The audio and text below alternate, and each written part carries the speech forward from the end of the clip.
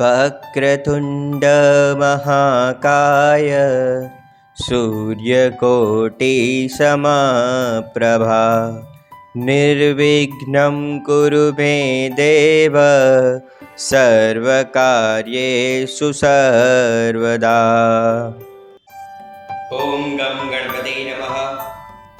બધા મિત્રોને મારા જય ગણેશ। હું છું રાઘવ શ્રીમાળી અને આજે આપણે આપણા વિડીયોમાં જાણીશું કે ભાદરવા સુદ ચતુર્દશીના દિવસે ભગવાન શંકર અને માતા પાર્વતીના એવા પુત્ર માતા રિદ્ધિ અને માતા સિદ્ધિના પતિ અને સુખ અને લાભના પિતા એવા ભગવાન શ્રી ગજાનંદ ગણપતિ મહારાજ કે જે દરેક સંકટોને દૂર કરનારા છે, દરેકને બુદ્ધિ પ્રદાન કરનારા છે અને દરેકને સુખ સમૃદ્ધિ આપનારા છે એવા ભગવાન શ્રી ગજાનંદ ગણપતિ મહારાજની માટીની મૂર્તિની આપણે આપણા ઘરની અંદર સ્થાપના કરીએ છીએ અને તે સ્થાપના કર્યા બાદ ભગવાનને આપણે આપણા ઘરની અંદર 10 દિવસ રાખીએ છીએ। ભગવાનની પૂજા અર્ચના ધ્યાન દરેક વસ્તુ કરીએ છીએ અને એ 10 દિવસ પછી એટલે કે 11મા દિવસે અનંત ચતુર્દશીના દિવસે ભગવાનનું વિસર્જન કરીએ છીએ। એટલે આજે આપણે ભગવાનનું વિસર્જન કેમ કરવામાં આવે છે અને ભગવાનનું વિસર્જન કેવી રીતે થાય છે એ વિશે આજે આપણે જાણીશું। પહેલાના સમયની વાત છે કે ભગવાન વેદવ્યાસ હતા કે જેમને મહાભારત કાવ્યની રચના કરવાનું મન થયું। એટલે કે એમને મનમાં તો હતું જ, આખું કાવ્ય એમને મનમાં તો આવડતું હતું જ, મનમાં તો હતું જ એમના, પણ એમને એને ગ્રંથબદ્ધ કરવું હતું। એટલે કે એમને એક લેખકની જરૂર હતી। એટલે ભગવાન વેદવ્યાસ દરેક દેવો પાસે ગયા, દેવો પાસે જઈ અને પ્રાર્થના કરી કે આ મહાભારત કાવ્ય નામનો ગ્રંથ મારે લખવો છે, તો મને કૃપા કરી અને એક લેખકની જરૂર છે, તો મને લેખક બનવા તૈયાર થાવ। પણ દરેક દેવોએ ના પાડી। એટલે ભગવાન વેદવ્યાસ ભગવાન શંકર પાસે ગયા છે અને ભગવાન શંકરને જઈ અને દરેક વાત કરી કે મારે મહાભારત કાવ્ય નામનું ગ્રંથ લખવું છે, તો ભગવાન મને એક લેખકની જરૂર છે। આવી દરેક વાત કરી એટલે ભગવાન શંકરે ગજાનંદ ગણપતિ મહારાજને આજ્ઞા કરી કે તમે વેદવ્યાસ પાસે જાઓ અને ભગવાન વેદવ્યાસની જે મહાભારત ગ્રંથની રચના કરવા માંગે છે એ રચનામાં મદદરૂપ બનો, એમના લેખક બનો। એટલે ભગવાન ગજાનંદ ગણપતિ મહારાજ પોતે વેદવ્યાસ પાસે આવ્યા અને બંને થઈ અને મહાભારત કાવ્ય નામનો ગ્રંથ લખવા માટે તૈયાર થયા છે। હવે એ લખવા માટે તૈયાર તો થઈ ગયા, પણ ગજાનંદ ગણપતિ મહારાજે વેદવ્યાસ આગળ એક શરત મૂકી છે કે કેવી શરત? તો કે તમે જે પણ દરેક શ્લોક બોલશો એ શ્લોક બોલતા અટકાશો નહીં અને જે જગ્યાએ પણ તમે અટકાઈ ગયા એ જગ્યાએ હું લખવાનું બંધ કરી દઈશ। એટલે ત્યાં આગળ તો વેદવ્યાસ કન્ફ્યુઝ થઈ ગયા। એટલે કે વેદવ્યાસ પોતે એવું વિચારવા લાગ્યા કે હું અટકાઈશ નહીં તો હું શ્વાસ કેવી રીતે લઈશ? એક ધારું તો બોલી શકાય નહીં। એટલે પછી વેદવ્યાસે પણ સામું શરત મૂકી કે હું મારું બોલવાનું અટકાવીશ નહીં, પણ હું જે કંઈ શ્લોક બોલું, જે કંઈ છંદ બોલું એ તમારે સમજવાનું, એ સમજી અને પછી લખવાનું।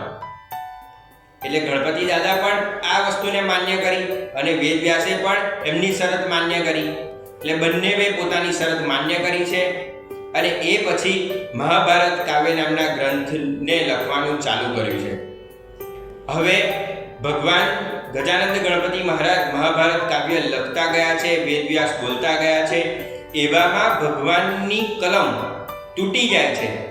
હવે એ કલમ તૂટે છે એટલે ભગવાન પોતાના દાંતનો ઉપયોગ કરે છે, દાંતને તોડી અને એનાથી ભગવાન મહાભારત કાવ્ય લખવાનું કરે છે। એ વખતે ભગવાન આ જે કાવ્ય લખી રહ્યા હોય છે એ વખતે ભગવાનની ઉર્જા પણ ધીરે ધીરે વધતી જાય છે। હવે જ્યારે આ મહાભારત કાવ્ય આખો સંપૂર્ણ લખાઈ અને તૈયાર થઈ જાય છે એ વખતે ભગવાનની ઉર્જા પણ એટલી બધી પ્રબળ બની ગઈ હોય છે, એટલી બધી વધી ગઈ હોય છે કે ભગવાનનું શરીર તપવા લાગે છે। ગજાનંદ ગણપતિ મહારાજનું શરીર એકદમ તપવા લાગે છે હવે આ વસ્તુ વેદવ્યાસ પણ જોઈ શકતા નથી, એટલે વેદવ્યાસ દરેક દેવોને બોલાવે છે, દરેક દેવી દેવતાઓને બોલાવી અને કહે છે કે ભગવાનનું એટલું બધું લખ્યું છે, એટલા બધા થાકી ગયા છે, એમની ઉર્જા એટલી બધી વધી ગઈ છે કે ભગવાનનું શરીર હવે તપી રહ્યું છે. એટલે દરેક દેવી દેવતાઓ ભગવાન ગજાનંદ ગણપતિ મહારાજને નદી કિનારે લઈ જાય છે. ત્યાં ભગવાનને સ્નાન કરાવે છે અને ભગવાનનું જે શરીર તપ્યું હતું એ શાંત થાય છે, ભગવાનનો થાક ઉતરી જાય છે. ત્યાંથી ભગવાન આશીર્વાદ આપે છે. આ રીતે મહાભારત કાવ્યની રચના થાય છે. એટલે મહાભારત કાવ્ય એક ગ્રંથબદ્ધ બને છે. એટલે કહેવામાં આવ્યું છે કે વેદવ્યાસે તો મહાભારત કાવ્યની રચના કરી હતી, પરંતુ એને ગ્રંથબદ્ધ કર્યો હતો, એટલે કે એને લખ્યું હતું ભગવાન શ્રી ગજાનંદ ગણપતિ મહારાજે. તે વખતથી જ આપણે એક પ્રથા નિભાવીએ છીએ કે ભગવાન ગજાનંદ ગણપતિ મહારાજનું વિસર્જન થાય છે. હવે આપણે જાણીશું કે ભગવાન ગજાનંદ ગણપતિ મહારાજનું વિસર્જન કેવી રીતે કરવું. હવે આપણે આપણા ઘરની અંદર ભગવાનને લાવ્યા, પછી ભગવાનને 10 દિવસ રાખ્યા, એટલે કે ભગવાનની પૂજા કરી, અર્ચના કરી, ધ્યાન કર્યું. પછી અનંત ચતુર્દશી આવે છે, એ દિવસે આપણે ભગવાનનું વિસર્જન કરીએ છીએ. એટલે એ વિસર્જન કરતી વખતે શું કરવું? તો જે રીતે ભગવાનની આપણે 10 દિવસ પૂજા વિધિ કરી છે, એ જ રીતે 11મા દિવસે પણ ભગવાનની પૂજા વિધિ કરવાની છે. પૂજા વિધિ કર્યા બાદ ભગવાનનું ઉત્થાપન વિધિ કરવાની. ઉત્થાપન વિધિ કર્યા બાદ ભગવાનને મૂર્તિને આપણે બાજટ પરથી ઉઠાવીએ, એ પછી એ મૂર્તિને લઈ અને ભગવાન આપણા ઘરના દરેક ખૂણામાં ફરવાનું છે, એટલે કે દરેક રૂમમાં ફરવાનું છે. ગજાનંદ ગણપતિ મહારાજને આપણા ઘરના દરેક ખૂણાઓ બતાવવાના છે. એ કર્યા બાદ ભગવાનની મૂર્તિને બરણા પાસે લઈ જવાની. બરણા પાસે લઈ જઈ ભગવાનને તિલક કરવાનો. તિલક કર્યા બાદ ભગવાનની આરતી કરવાની અને દરેક સભ્યોએ ભેગા થઈ ભગવાનને અક્ષત એટલે કે ચોખાથી વધાવવાના. ભગવાનની આગળ પ્રાર્થના કરવાની અને કહેવાનું કે ભગવાન, તમે તમારી જે મૂર્તિને અમે લાવ્યા હતા એની પૂજા અર્ચના કરી, પણ હે ભગવાન, ભગવાન તો વાયુ સ્વરૂપે પણ હોય છે, એટલે કે ભગવાનને કહેવાનું કે હે ભગવાન, તમારી વિગ્રહ એટલે કે તમારી મૂર્તિને તો અમે વિસર્જન કરીએ છીએ, પણ હંમેશા વાયુ સ્વરૂપે એટલે કે હવા સ્વરૂપે તમે અમારા ઘરની અંદર બિરાજમાન રહેજો. આવી ભગવાન પાસે પ્રાર્થના કરી ભગવાનની મૂર્તિને દરિયા કાંઠે અથવા તો નદી કિનારે અથવા તો કોઈ તળાવ પાસે લઈ જવાની. ત્યાં લઈ જઈ ભગવાનના કાળ આરતી કરવાના. એ કર્યા બાદ ભગવાનનું વિસર્જન કરવાનું. એ વિસર્જન કરી ત્યાં આગળ 2 હાથ જોડી ભગવાનને પ્રાર્થના કરવાની કે હે ભગવાન, તમે આ વખતે જેવા અમારા ઘરે પધાર્યા હતા એવા આવતા વર્ષે જલ્દી પધારજો અને અમારા સર્વનું કલ્યાણ કરજો. આ રીતે ભગવાનનું વિસર્જન કરવાનું છે. એટલે જ કહેવામાં આવ્યું છે કે ગણપતિ બાપ્પા મોરિયા, ઉર્જા વર્ષી લવકરિયા. ત્યારથી જ કહેવામાં આવ્યું છે.